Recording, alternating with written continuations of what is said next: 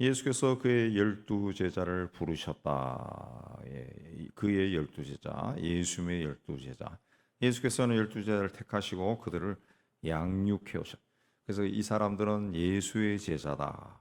그렇게 아주 자리매김을 했다는 겁니다. 그들에게 귀신을 쫓아내고 더러운 귀신을 쫓아내고 모든 병과 모든 약한 것을 고치는 권능을 주셨다. 그랬습니다. 더러운 귀신.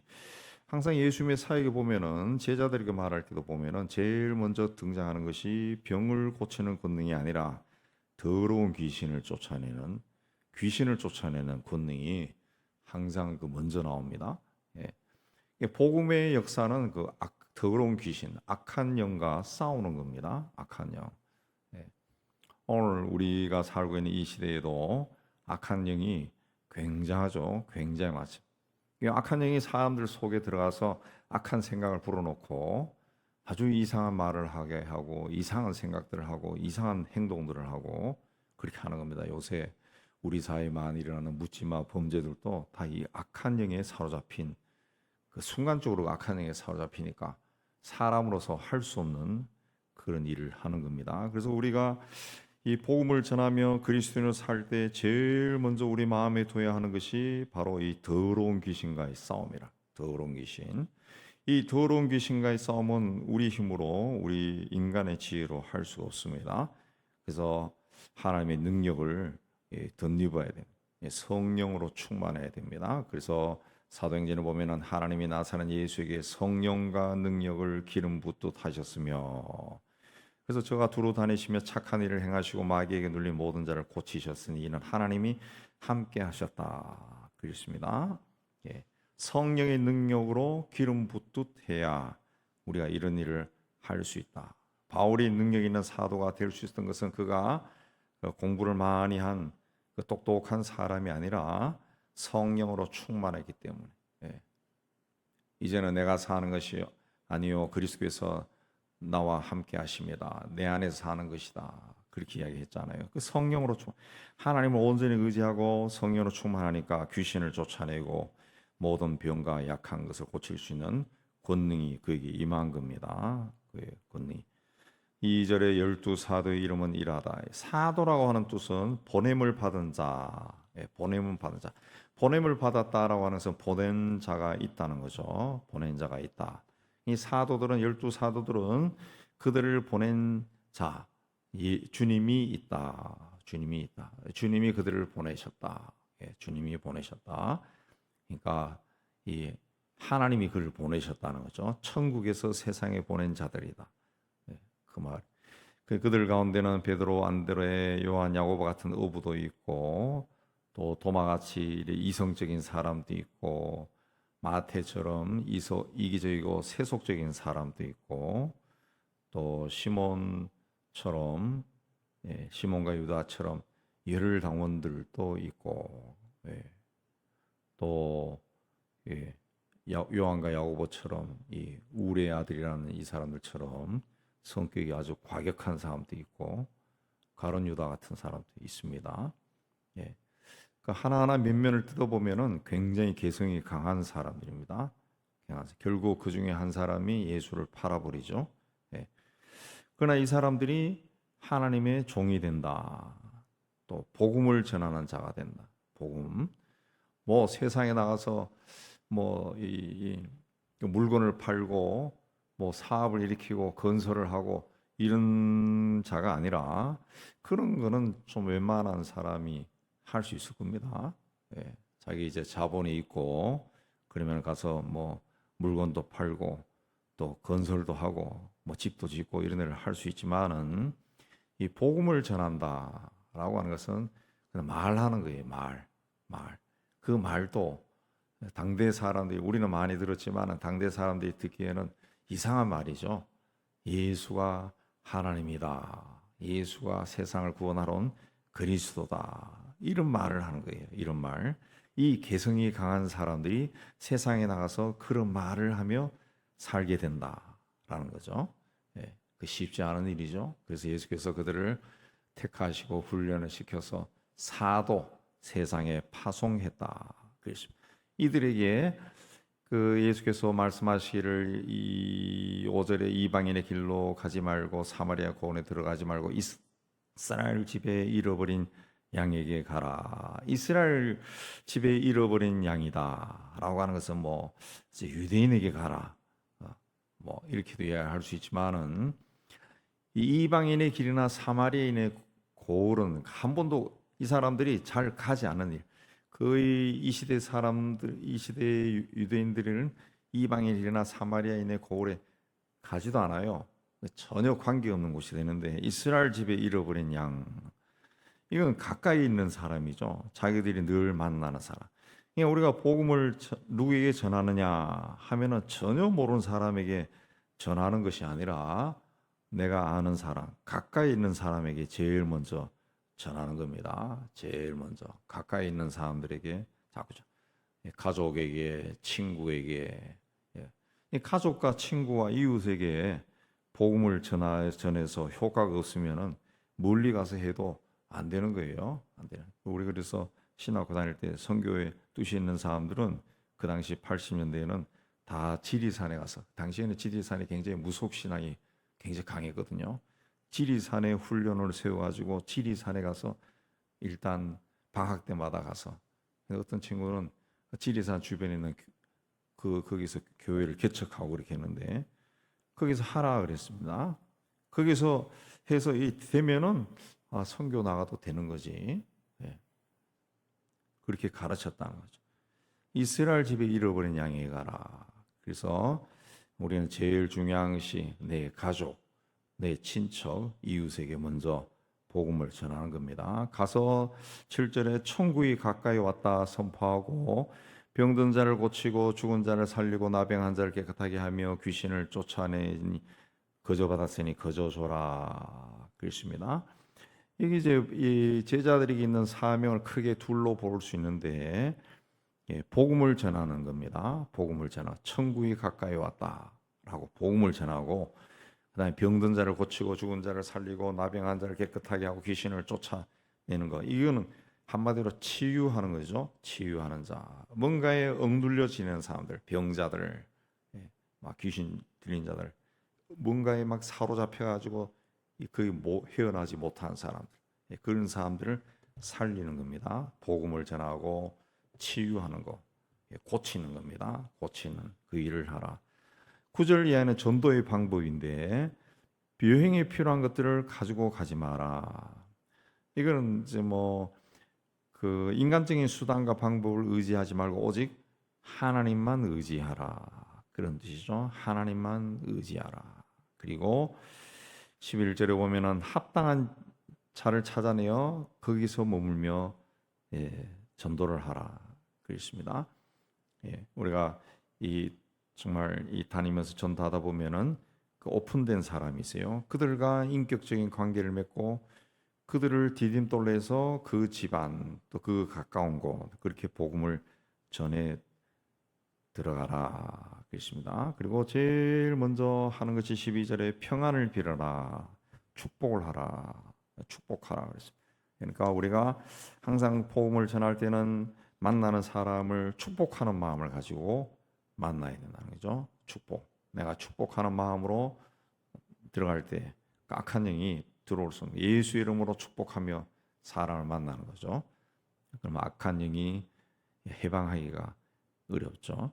그럼에도 거절을 당했을 때는 발에 먼지를 털어버려.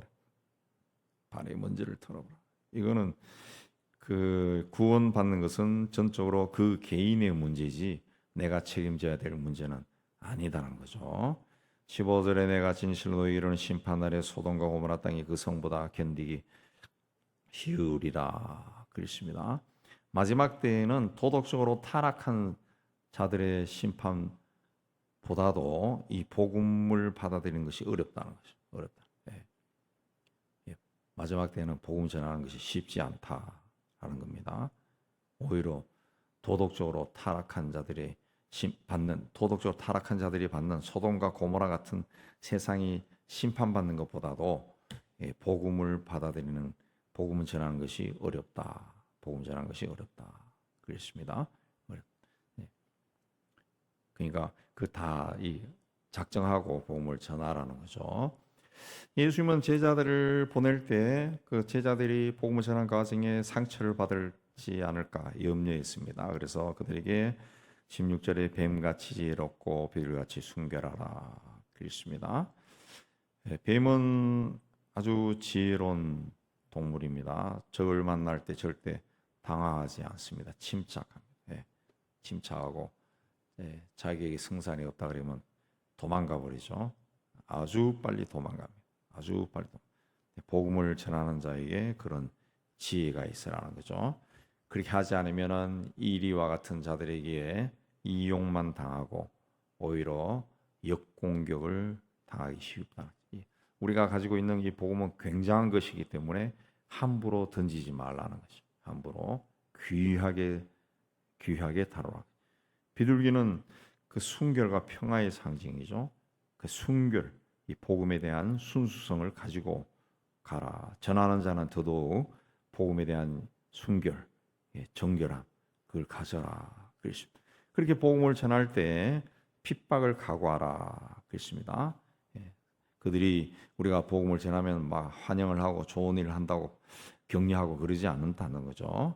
채찍질 한다는 거죠. 채찍질하고 또 재판에 걸릴 수도 있고 그럴 때가 있다는 거죠. 그럴 때도 복음 전하는 증거로 삼아라. 그렇습니다. 증거로 삼아라. 무엇을 어떻게 말할까 염려하지 말라. 하나님께서 성령께서 할 말을 주실 것이다. 할 말을 주실 것이다. 사람을 두려워하지 말라. 그렇습니다. 사람을 두려워하지.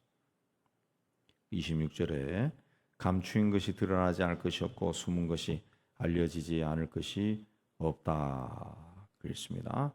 다 진실은 언젠가는 드러난다. 그랬습니다.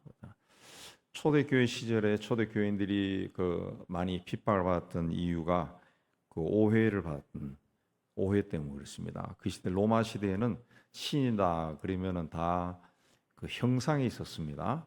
조각을 해서 그 형상을 가지고 있었죠. 그래서 바울이 그 복음을 전할 때 그 에베소 사람들이 핍박받은 것도 아데미 신상을 만들어 팔던 사람들이 우리 수입이 끊어졌다고 그렇게 하는데 그 신의 형상이 있었다는 거죠.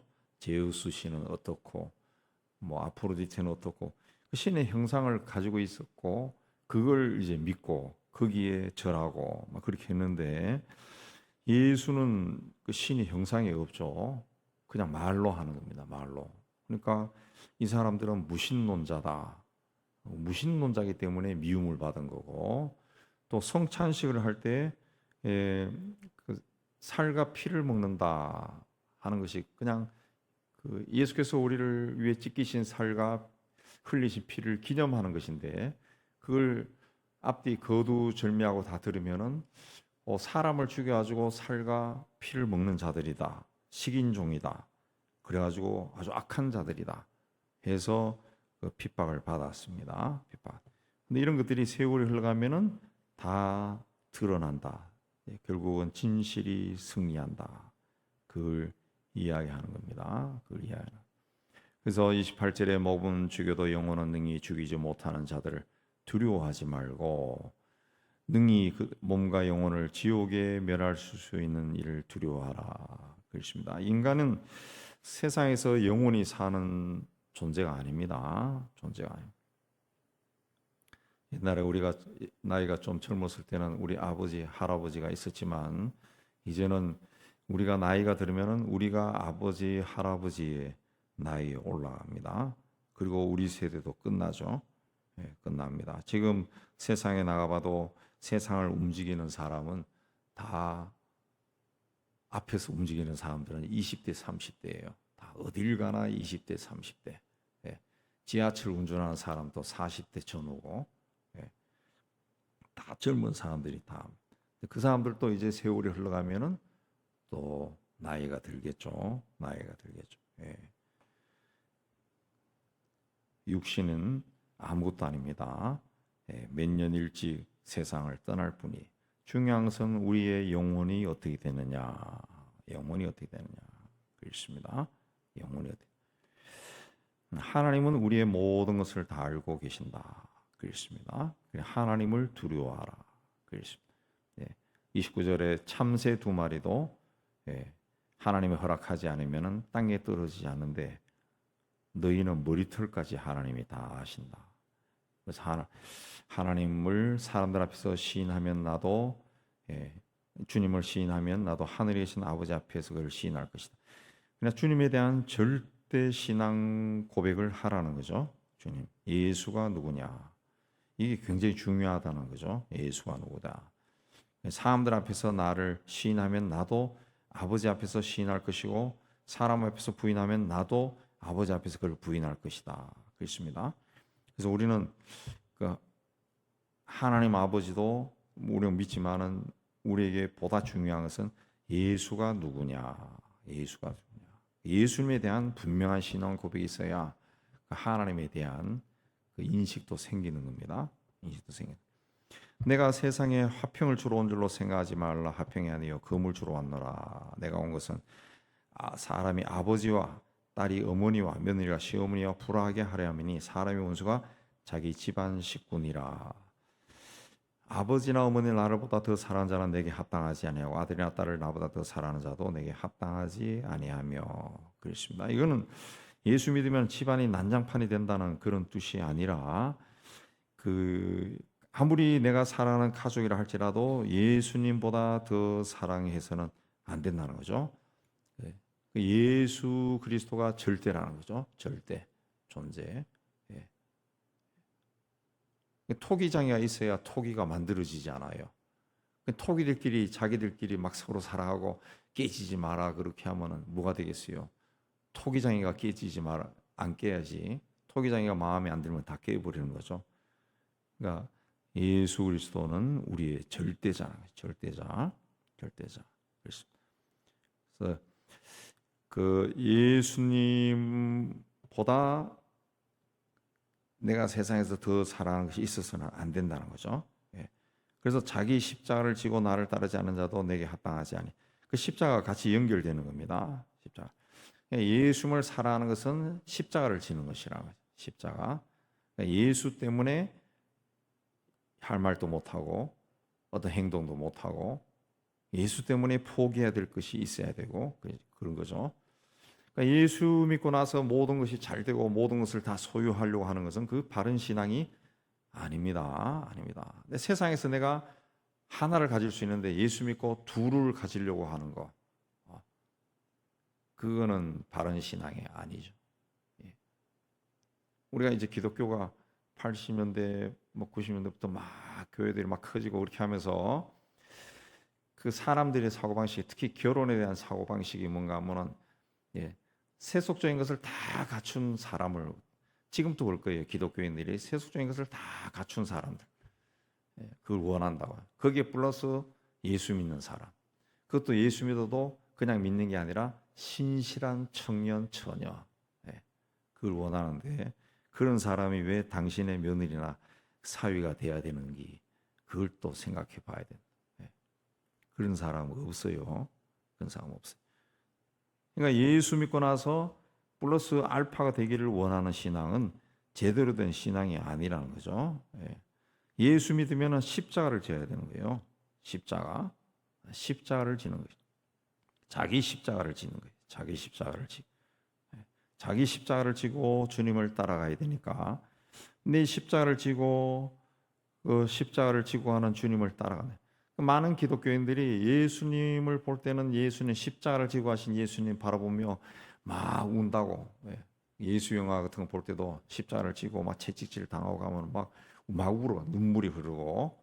근데 예수님은 너도 그렇게 지고 따라오라는 거죠. 우리는 예수님 뒤로 따라가면서 예수님 바라보고 눈물 흘리는 자가 아니라 함께 십자가를 지고 예수님을 따라가야 되나. 예수님 지고. 그걸 하지 않으니까 그 하나님의 이름을 오늘날 기독교인들이 거룩하게 하지 못하는 겁니다. 예수께서 주기도에서 분명히 가르쳤지만은 우리는 하나님의 이름조차 내가 거룩하게 하지를 못하는 거죠. 나는 십자가를 지는 것이 아니라 예전에는 그렇게도 막 가르쳤어. 십자가는 주님이 다 지고 가셨다고. 그게 아니라 예수님은 우리 보고도 십자가를 지고 오라 그랬다. 지고. 예. 그게 바르게 믿는 믿음이고, 자기 목숨을 얻는 자는 잃을 것이요 나를 위하여 자기 목숨을 잃는 자는 얻으리라. 주님을 위해서 목숨까지도 잃을 수 있어야 된다는 거죠. 예. 목숨을 주님을 위해 잃는다. 목숨을 생명을 잃을 정도다. 그러면은 다 포기할 수 있다는 거죠. 다 포기할 수 있다. 그렇습니다. 다 포기할 수 있다. 다 포기할 수 있다. 우리 한국 교회사에서 그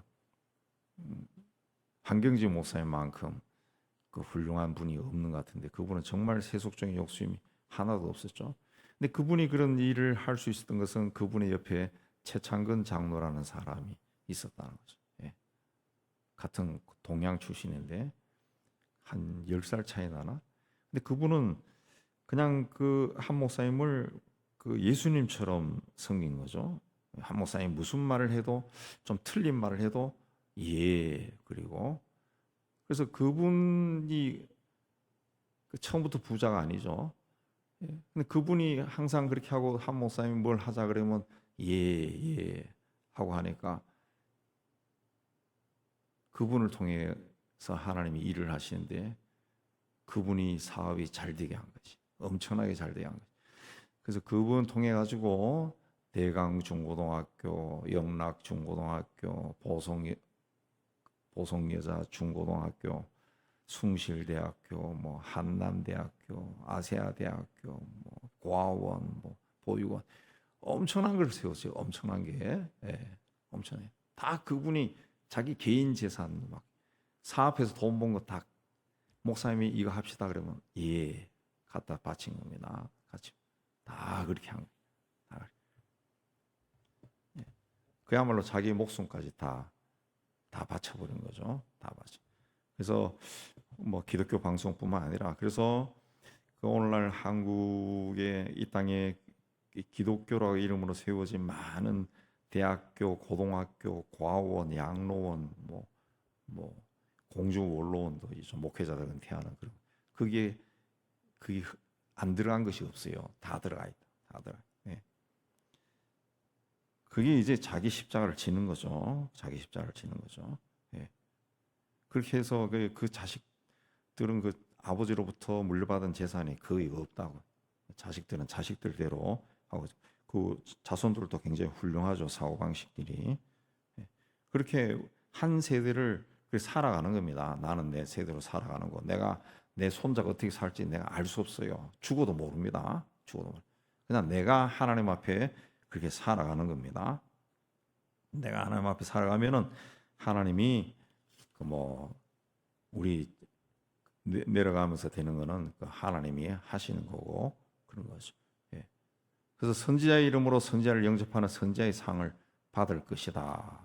그렇습니다. 그렇게 평신도로 살아가도 그렇게 사는 사람들은 하나님의 종에 받는 상만큼 그런 상을 받는다는 거죠. 그런 상을 받는다. 하나님이 다 기억한다는 거죠. 다 기억. 그래서 자기 십자가를 지고 자기 목숨을 예수님을 위해서 잃는 그런 철저한 믿음으로 살아가는 사람은 하나님이 다 기억한다는 거죠. 하나님이 기억. 그래서 42절에도 누구든지 제자 이름으로 이 작은 자 중 하나에게 냉수한 그릇이다 주는 자는 내가 진실로 너희에게 이르노니 그 사람이 결단코 상을 잃지 아니할 것이다. 제자로서 살아라는 거죠. 제자로서 힘없는 사람에게 냉수한 그릇이다 주는 사람을 하늘에서 상을 받게. 그 제자가 뭡니까? 십자가를 지고 따르는 자다. 그래서 십자가를, 자기 목숨을 잃을 정도로 십자가를 지고 따라가는 자다. 그렇습니다. 이 믿음으로 하나님 앞에 온전하게 세워진 여러분 되시기를 주의 이름으로 축복합니다.